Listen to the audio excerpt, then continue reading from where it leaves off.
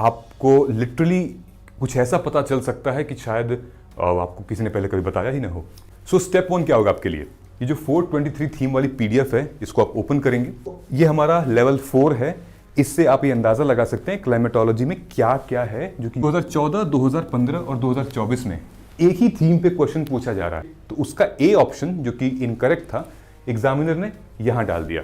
किस टाइप के clouds affect करते हैं ग्लोबल वार्मिंग। ये सारे टॉपिक जो हैं एक थीम से क्लाउड, समझ रहे हो। पॉलिटी पे आते हैं, कोई भी एक टॉपिक आप उठा लीजिए।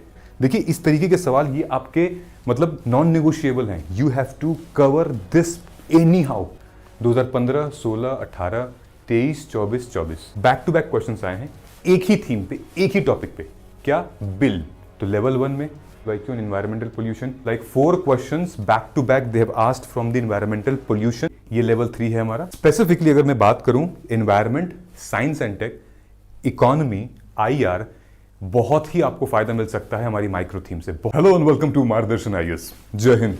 अगर आपने हमारी पीवाईक्यू माइक्रो थीम्स को बाय किया है या फिर अगर आप बाय करने का सोच रहे हैं और अगर आपको ये नहीं पता कि इसको हम यूज कैसे करेंगे अपने प्रीलिम्स एग्जामिनेशन के लिए, then it's going to be a waste of time, waste of money. हमने आज से ठीक 2 हफ्ते पहले ये वीडियो रिलीज की थी जहां पर मैक्सिमम स्टूडेंट्स ने माइक्रो थीम्स को परचेज किया। उनमें से बहुत सारे बच्चों का ये सजेशन था कि सर एक ऐसी वीडियो बनाइए जहां पर ये पता चले कि इसको यूज कैसे करेंगे, किस तरीके से हम अपने प्री एग्जाम में इसको यूज कर सकते हैं ताकि हम क्लैरिटी मिले। तो इस वीडियो में मैं यही बताने वाला हूं कि आप एग्जाम ओरिएंटेड कैसे इस माइक्रो थीम को यूज कर सकते हैं ताकि आपके प्रीलिम्स में लिमिटेड पढ़िए और मैक्सिमम रिवीजन करिए। यही एक सूत्र है यूपीएससी प्री को क्रैक करने का, और ट्रैप्स को आइडेंटिफाई करिए। Okay, without wasting time late us get started. और रिसेंटली हमने जितने भी माइक्रो थीम्स को बच्चों ने बाय किया था उनके लिए हमने ये सेशन ऑर्गेनाइज किया था, वेबिनार, और बच्चों ने आए, समझाया हमने उनको। अभी रिसेंटली हुआ था 14 दिसंबर को। So I would also request you कि आप हमारे चैनल को लाइक, सब्सक्राइब कर लीजिए, बेल नोटिफिकेशन दबा लीजिए ताकि आपका एक तो एल्गोरिदम इंप्रूव होगा, रिकमेंडेड वीडियोस आएंगे, यूट्यूब आपको अच्छी अच्छी वीडियोस रिकमेंड करेगा एग्जाम ओरिएंटेड, ठीक है। और आप अपने फ्रेंड्स को भी शेयर कर सकते हैं पीयर ग्रुप में भी। Alright, let us get started. See, आपने अगर बाय किया होगा हमारी पीवाईक्यू माइक्रो थीम तो ये आपको लगभग 5 पार्ट दिखे होंगे, ठीक है। स्टार्टिंग फ्रॉम लेवल 1, 2, 3, 4 और एक ये है 420 थीम। ये 5 पीडीएफ होंगे, राइट। हर सब्जेक्ट के अपने अलग अलग होंगे। मैं आपको एग्जांपल देता हूं, 2 सब्जेक्ट का एग्जांपल मैं आपको लेकर चलूंगा, एक ज्योग्राफी, एक पॉलिटी। ओके, तो वीडियो को एंड तक देखिएगा। ये वीडियो बहुत इंपॉर्टेंट होने वाली है ताकि बहुत सारा टाइम आपका सेव कर जाएगी। क्या पता शायद आप गलत पढ़ रहे हो, क्या पता एग्जाम ओरिएंटेड नहीं पढ़ रहे हो, तो शायद इस वीडियो को देख के आपको एक क्लैरिटी मिल जाएगी कि पीवाईक्यू माइक्रो थीम को यूज कैसे करना है और प्री में बहुत अच्छा आप स्कोर कर सकते हो। पहले से आपको प्रेडिक्ट कर सकते हो कैसे क्वेश्चंस आ सकते हैं। इसलिए चलिए, सो ये फॉर एग्जांपल ज्योग्राफी का मैंने लगाया हुआ है। हमें करना क्या है, नंबर 1, देखिए एक और इंपॉर्टेंट इंफॉर्मेशन मैं बता रहा हूं आपको। हियर इसी माइक्रो थीम को यूज करते हुए हमने अपने लेक्चर्स भी प्लान किए हैं। लेक्चर्स जो कि पीजीपी प्रोग्राम में है, प्रीलिम्स गाइडेंस प्रोग्राम में, जो कि ऑलरेडी स्टार्टेड है। यानी कि हिस्ट्री 1 दिसंबर को स्टार्ट हो चुका था और अब लगभग 21 तारीख को फिनिश होने वाला है हिस्ट्री।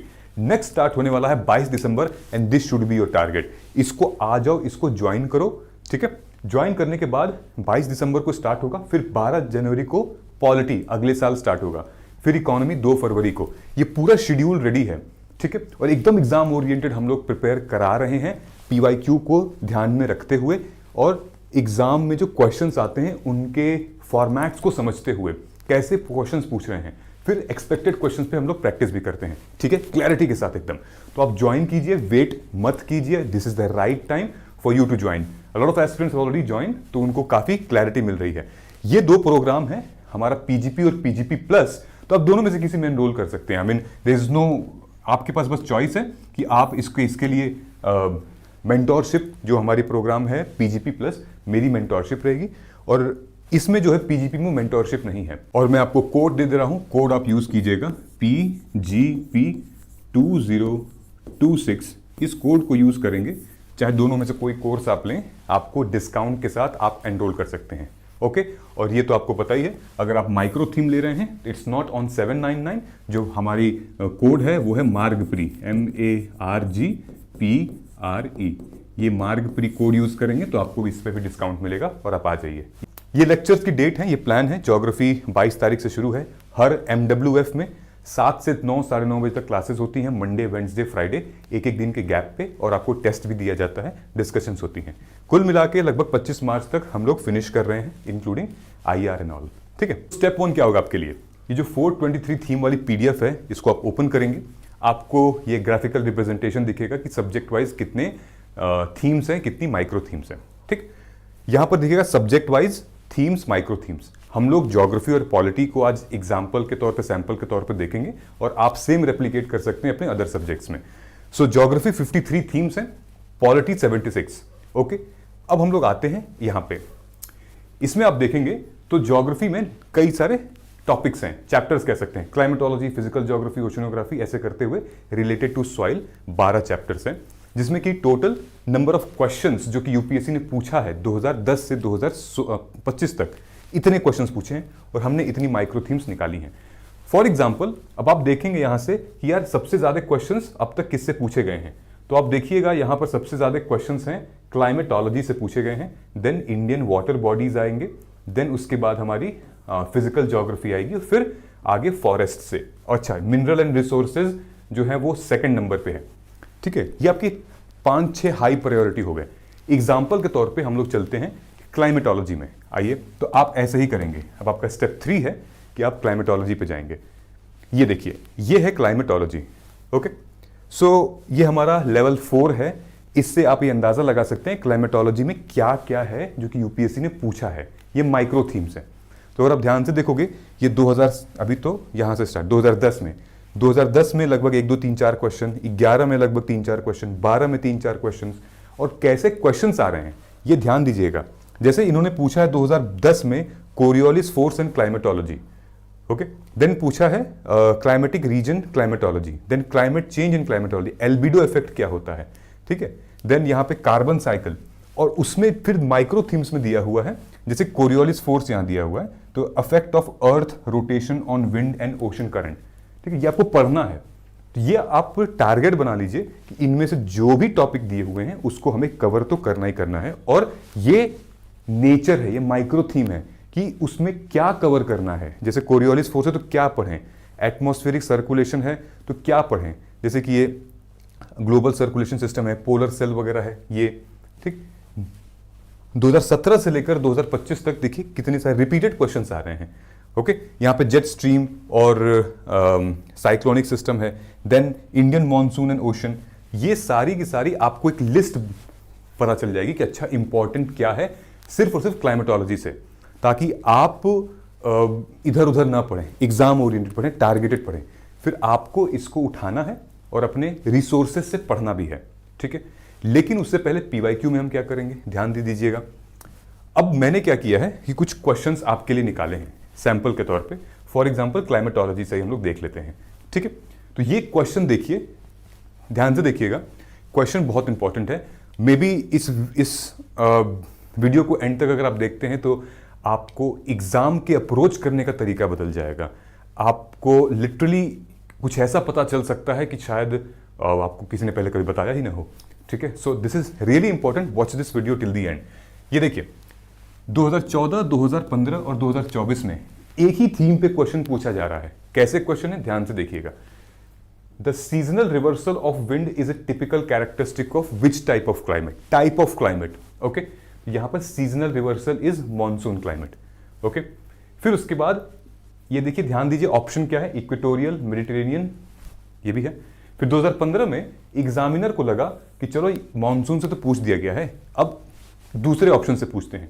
तो ये इतना बड़ा पैराग्राफ दिया है, ये डिस्क्रिप्शन दी है, ये टाइप ऑफ क्लाइमेट दिया है। इस पैसेज को पढ़ने के बाद आपको ये बताना है कि ये पैसेज कौन से टाइप ऑफ क्लाइमेट पे फिट बैठता है। तो ये मैं पढ़ूंगा नहीं, टाइम लग जाएगा, आप पढ़ लीजिएगा।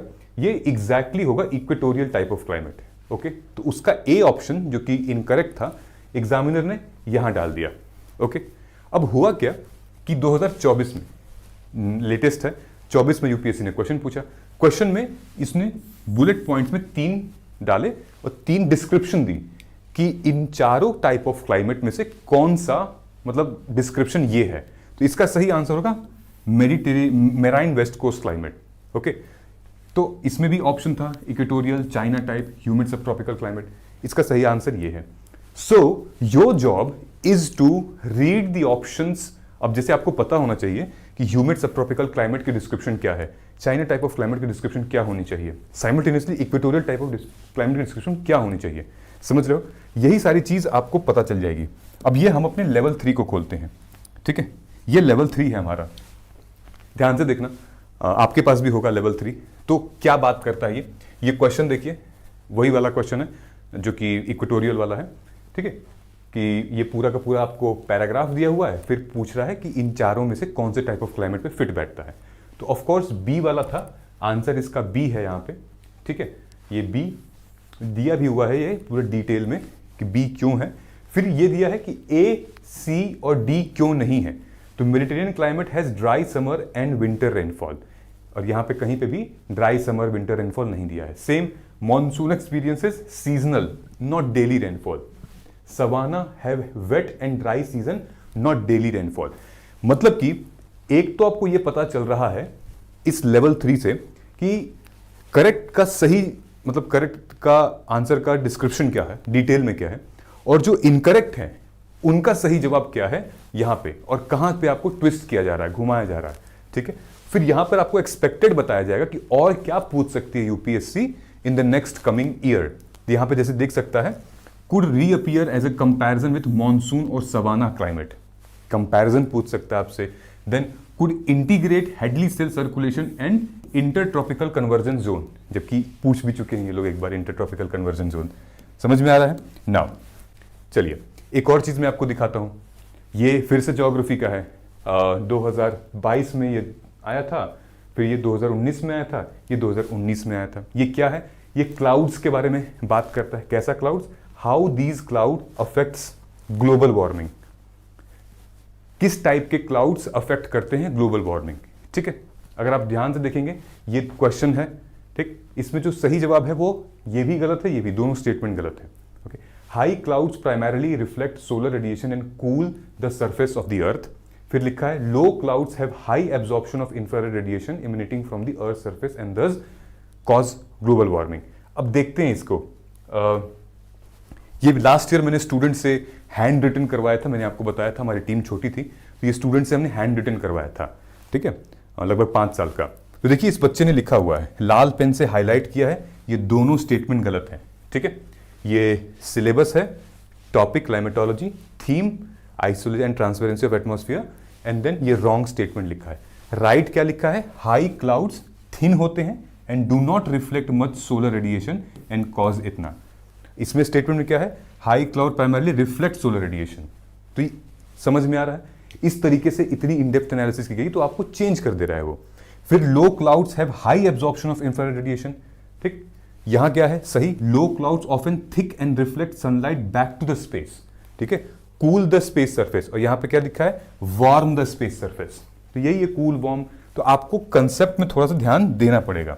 ऑलराइट, सेम सिचुएशन यहां पर भी है इस केस में कि in the context of following do scientist suggest the use of cirrus thinning technique and injection of sulphate aerosol into stratosphere. उसका मतलब क्या है कि reducing the global warming.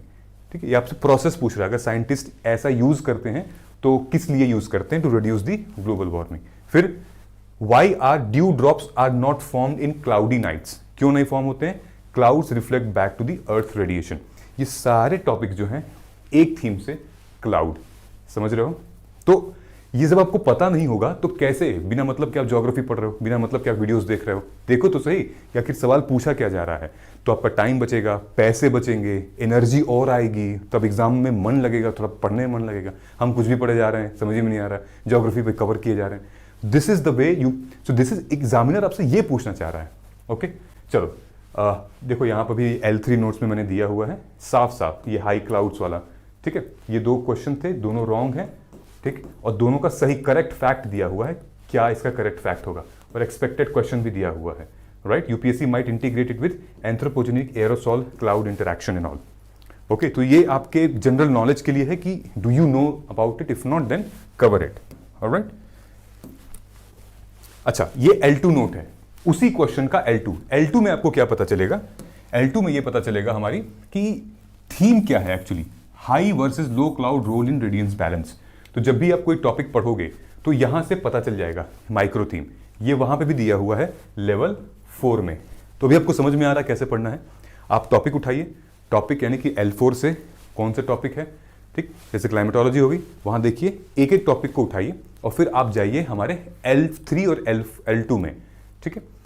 L3 और L2 में जाएंगे तो आप देखेंगे कौन से क्वेश्चन सही हैं, उसके सही एक्सप्लेनेशन क्या है, ठीक। आप वहां से फिर पकड़िए, फिर अपना प्रिपरेशन करना शुरू करिए।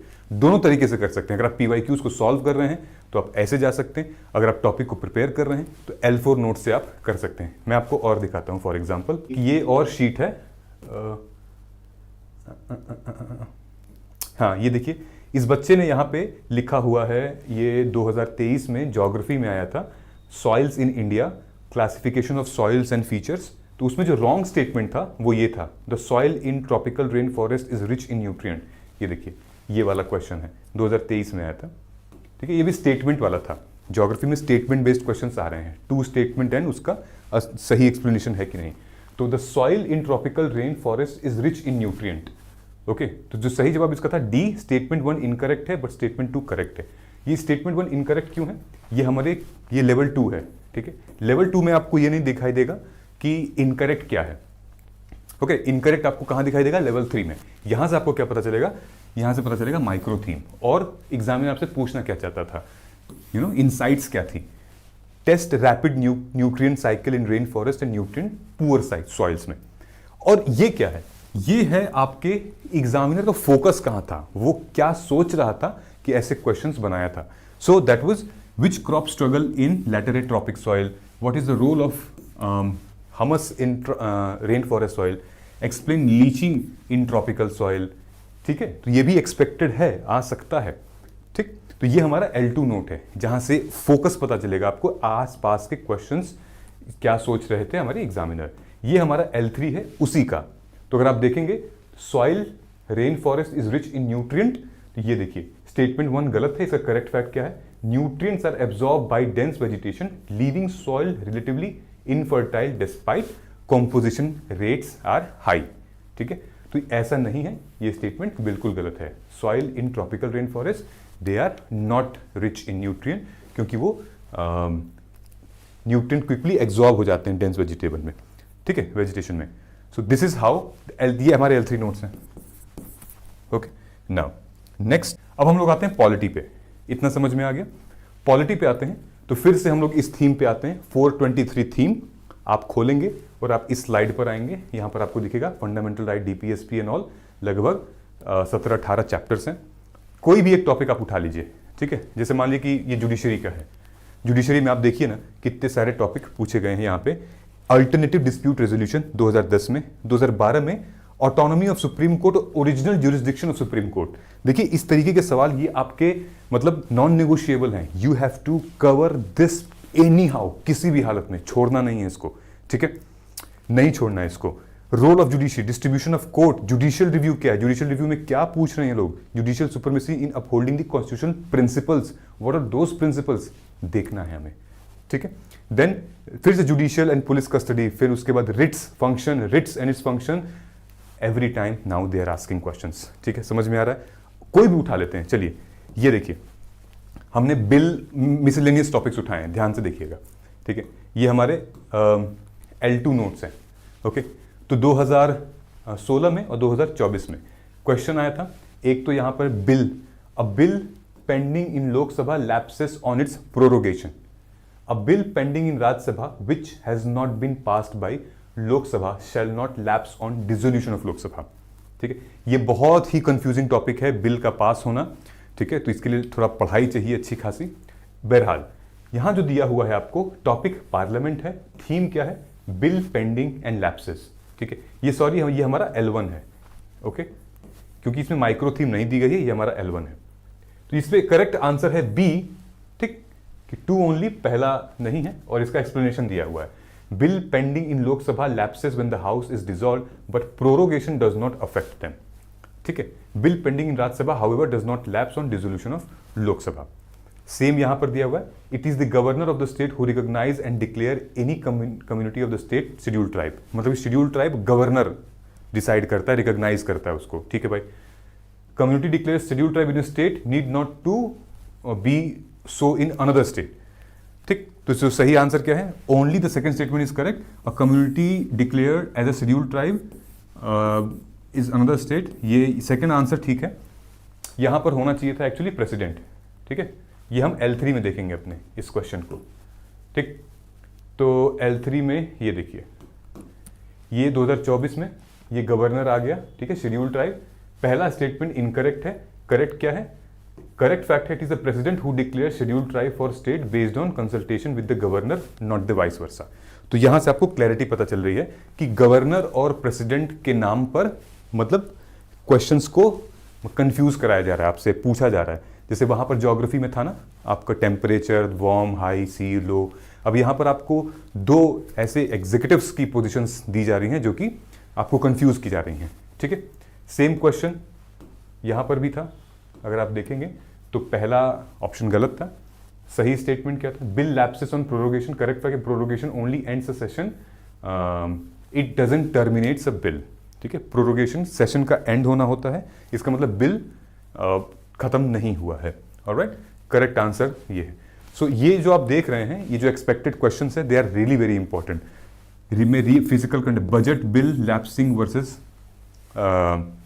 कॉन्टिन्यूटी, ठीक। अभी मैं आपको ये दिखाता हूं, ये देखिए आप, ऑलरेडी यहाँ था, स्टूडेंट ने बनाया हुआ था जब हमने उसको एक्सरसाइज करवाई थी। इसने लिखा भी हुआ है, स्टेटमेंट बेस्ड क्वेश्चन है, पार्लियामेंट हमारी टॉपिक है, प्रोरोगेशन इसने रॉन्ग स्टेटमेंट लिखा है और राइट स्टेटमेंट इसका ये है, ठीक है। ये prorogation refer to the formal ending of the session of the parliament by president on the advice of council of minister, ठीक है। प्रोरोगेशन होता क्या है बहुत लोगों को नहीं पता है। फिर उसके बाद ये स्टेटमेंट था हमारा, governor of the state recognise declare community of the state. तो गवर्नर नहीं रिकॉग्नाइज करता है, प्रेसिडेंट रिकॉग्नाइज करता है शेड्यूल ट्राइब को, ओके। तो इसने यहाँ पे भी लिखा हुआ है, ठीक है, करेक्ट आंसर। एंड देन यहाँ पे लिखा हुआ है अथॉरिटी इन रॉन्ग, मतलब जो बॉडी है उसको चेंज कर दिया इन लोगों ने। अब यहाँ से ध्यान से देखेंगे तो आपको कुछ दिखेगा, यहाँ पे बिल से रिलेटेड क्वेश्चन है, ध्यान से देखना।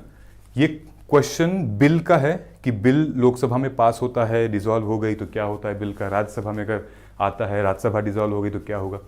ध्यान से देखना, ये शुरू होता है कहानी 2000 ये तो 22 का है, 2015, 16, 18, 23, 24, 24, ओके।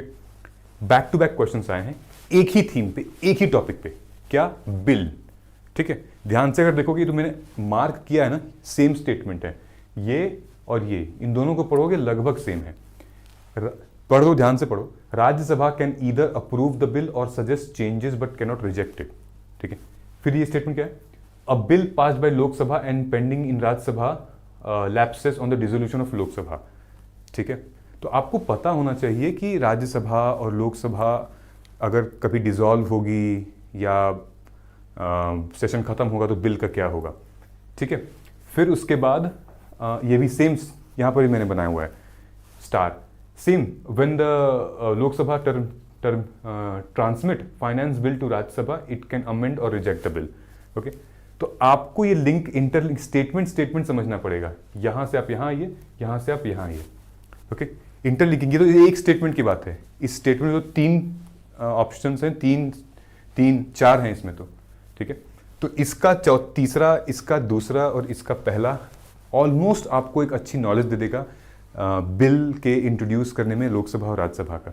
सेम अगर आप यहाँ भी देखेंगे ये भी वही बताएगा आपको, ठीक है। 109 बिल है, क्या मेंशन करता है एंड ऑल, मनी बिल से रिलेटेड, फाइनेंस बिल से रिलेटेड। यहाँ पे देखिए ये भी मैंने स्टार बनाया है, एग्जैक्टली वही स्टेटमेंट था।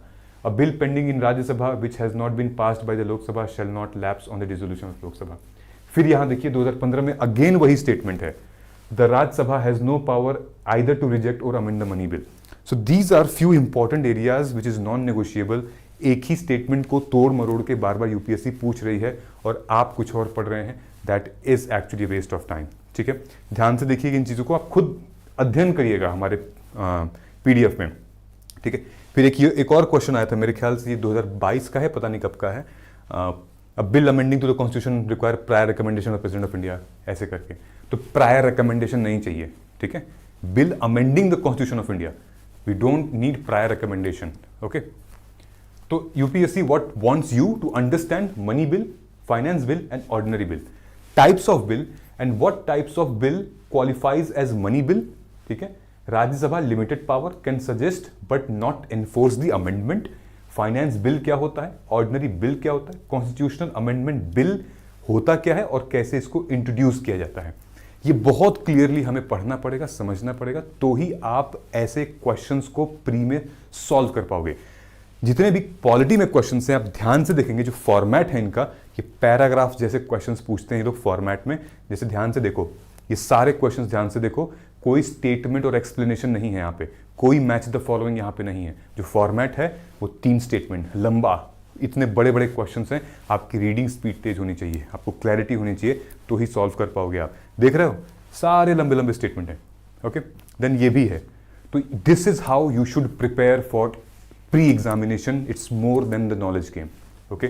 समझ में आ रहा है। Specific constitutional provisions related to bill 107, 109, 110, 117, 368 होता क्या है, nuances about parliamentary procedures, difference between prorogation dissolution होते क्या हैं, ठीक है। ये सब पढ़ना पड़ेगा हमें डिटेल में। आई बात समझ में। सो this is how you will go. मैं आपको कुछ चीज़ें दिखाता हूँ, ये हमारे PDF है, ठीक। इसी की बात हम कर रहे थे, ये माइक्रो थीम जो कि आपको भी मिली हुई है, ओके। सो इसको आप सबसे पहले आप इसको यूज़ करेंगे, ठीक। सब्जेक्ट वाइज दिया हुआ है इसमें, ओके। सब्जेक्ट वाइज दिया हुआ है कि किस टॉपिक से कितने क्वेश्चंस आए हैं, जैसे इंडस वैली सिविलाइजेशन हो गया एंड ऑल, ठीक है। फॉर एग्जांपल मैंने पार्लियामेंट का खोला हुआ है, ये हमारा लेवल 2 है, ये हमारा लेवल 3, ये हमारा लेवल 1 है। तो लेवल 1 में आपको दिया भी हुआ है कि how it helps you, detail में किस तरीके से आप इसको यूज़ कर सकते हैं, ठीक। ये देखिए यहाँ पे PYQ on climate change, PYQ on environmental pollution, ये बहुत इंपॉर्टेंट है। एनवायरमेंटल पोल्यूशन पे आप क्लिक करिए, देखिए कितने सारे क्वेश्चंस हैं, और बहुत अच्छे अच्छे रिपीटेड क्वेश्चन से बार बार आए हैं 2025 में, 2025 में, तो 2025 में, 2025, like 4 questions back to back they have asked from the environmental pollution, just from environmental pollution in 2025, okay. To find out what UPSC wants from these kind of topics from you, ये level 1 है, okay.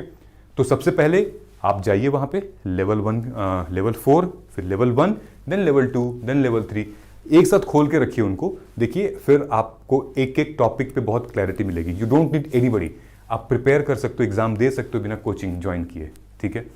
सो ये देखिए, ये level 3 है हमारा, इस पे भी हम अगर क्लिक करेंगे एनवायरमेंटल पोल्यूशन पे, ठीक, यहाँ पर आ गए, ऑल स्टेटमेंट्स यहाँ करेक्ट है, बायोचार, ये सब दिया हुआ है कि what UPSC can expect next from this topic, okay. ये देखिए, फिर ये एक ऑप्शन स्टेटमेंट गलत है, तो क्यों गलत है। स्पेसिफिकली अगर मैं बात करूं, environment, science and tech, economy, IR, बहुत ही आपको फायदा मिल सकता है हमारी माइक्रो थीम से, बहुत अच्छे से फायदा मिल सकता है, स्पेसिफिकली एक्सपेक्टेड थीम के ऊपर, ठीक है। सो आई होप कि आपको क्लैरिटी मिली होगी किस तरीके से इसको यूज करना है। फिर भी कोई डाउट आता है कमेंट करके बताइएगा, हम उस पर भी वीडियो बनाएंगे, एक एक सब्जेक्ट के ऊपर भी हम वीडियो बनाएंगे, कोई दिक्कत नहीं है, ठीक है। But what I only want is you to study exam oriented, कुछ भी अंड संड मत पढ़ो, टाइम बहुत लिमिटेड तुम्हारे पास, नहीं हो पाएगा, ठीक है। So this is how I want my students to prepare for examination, that's it. And here अगर आप यहाँ तक पहुँच चुके हो तो कमेंट करके लिख दीजिएगा कि जय हिंद, हम जीतेंगे, ताकि मुझे लग जाएगा कि इस दौड़ भाग भरी ज़िंदगी में आपने इतना वक्त दिया है हमें, हमारी वीडियोस को देखने के लिए, ये समझने के लिए कि हम आखिर किस तरीके से इस एग्ज़ाम को क्रैक करें, वो राइट अप्रोच क्या होनी चाहिए। तो मुझे बहुत खुशी होगी इस बात की। तो आप कमेंट कर सकते हैं जय हिंद, हम जीतेंगे, तो मुझे ये बहुत क्लैरिटी मिल जाएगी कि आप लोग वीडियोज़ एंड तक देख रहे हो और रियली चाहते हो कि किस तरीके से हम यूपीएससी के PYQs को डिटेल में समझ के एग्जामिनेशन की और के बारे में जान सकें, एग्जामिनर माइंडसेट के बारे में जान सकें। मिलते हैं अगले वीडियो में, तब तक नमस्कार, जय हिंद, जय भारत।